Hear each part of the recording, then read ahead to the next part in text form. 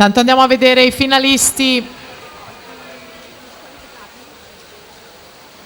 I finalisti della categoria ragazzi primo anno: Davide Bizzotto, miglior tempo 1:02:49, con lui in finale Francesco Peron, Thomas Vecchiato, Lorenzo Dalla Torre, Sebastiano Pulit, Matteo Persello, Alberto Toniolo e Tommaso Salgarelli, 1:12:94 per l'ottavo tempo utile alla finale. Tanto siamo arrivati con Alessandro Papa